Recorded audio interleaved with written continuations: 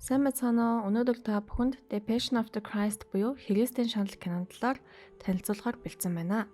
Энэхүү кино нь 2004 оны 2 сарын 25-нд нээлттэй хийсэн кино бөгөөд найруулагчаар нь Мел Гибсон ажилласан.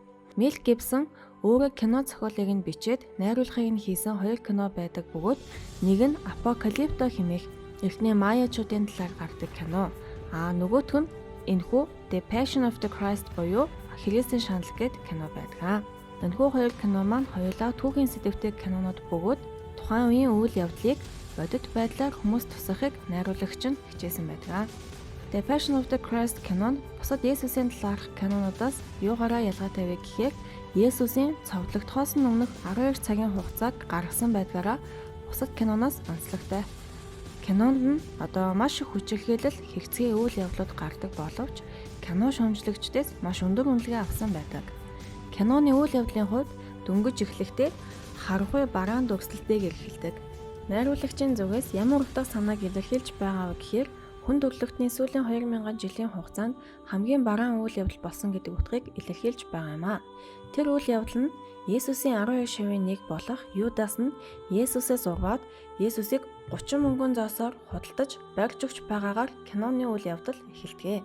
Тухайн үед Израиль үндэстнийг эзэлсэн байсан Ромын захирагч Есүсийн хэргийг шүүх гэсэн боловч энэ хүн маань цовдлогдохоор буюу тухайн үеийн хамгийн дээд ялыг авахар юу хийсэн бэ гэд хэргийг нь нэгтлэх үед Есүс ямар ч муу хэрэг хийгээгүй байдаг.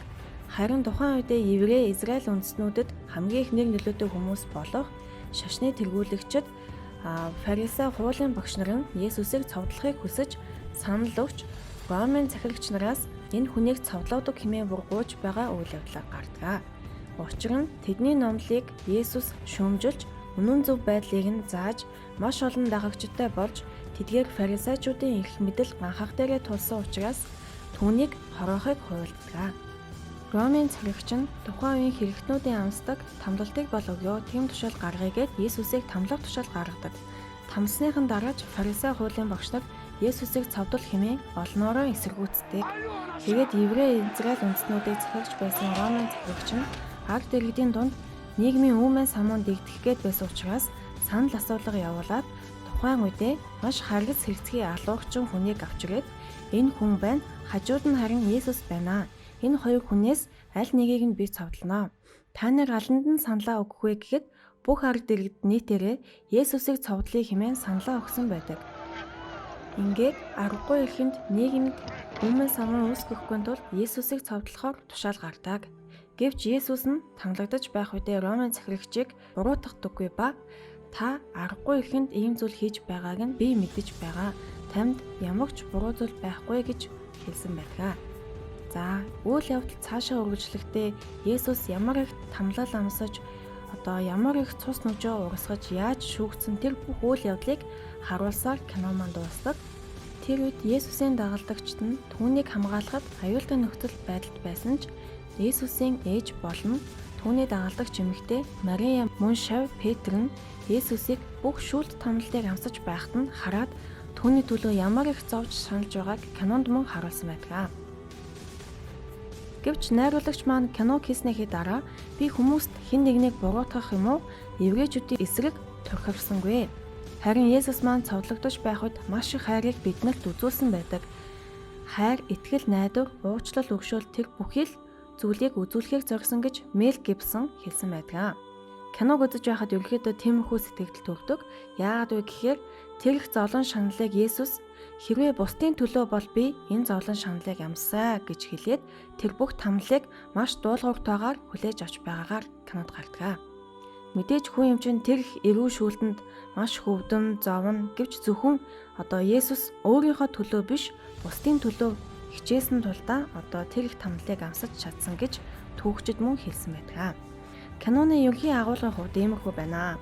Киноны талаар бусад сонирхолтой зүйлсийг та бүхэн сонирх болвол кинонд тоглосон жүжигчдийн хувьд Мария эмэгтэйн дүр Моника Беллуччи тоглосон бол киноны гол дүр Жим Кавизел тоглосон байдаг. Жим Кавизел нөрөө кинонд тоглохоос өмнө шашингүй хүн байсан боловч энэхүү кинонд тоглосныхаа дараа Христийн шашинтай болсон гэж тэрийг нэгэн ярилцлаганд хэлсэн байдаг. Тэгээд энэхүү кинон тоглосныхаа дараа амьдралд нь маш их өөрчлөлтүүд гарсан байдаг гэж хэлсэн ба амьдралынх нь харах өнцөг өөрчлөгдсөн.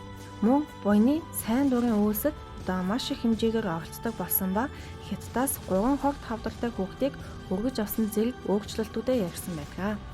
Үүнээс гадна кино маань IMDb дээр 7.2 үнэлгээтэй, гадаад хэл дээр 2017 хүртэлх хамгийн өндөр боглуулалтайгаар киногоор шалгарч байсан байна. Box Office дээр 30 сая доллараар бүтэж нийтдээ 612 сая долларын ашиг олсон кино болжээ. Энэхүү киног үзэх гол шалтгаан гэвэл заавал хэрэглэсэн шиштэй хүмүүс үзэх биш, ямар ч хүн үзсэн ойлгомжтой кино хэмээн. Кино шүүмжлэгчдээс мөн олон биш, гэхдээ заавал нэг удаа үзэх ёстой гэсэн эерэг шүүмжлэгийг мөн авсан байдаг. Өөр бусад сонирхолтой кинодын талаар танилцуулгыг сонсох хүсвэл дараагийн дугаараар уулзцгаая. Түр баяртай.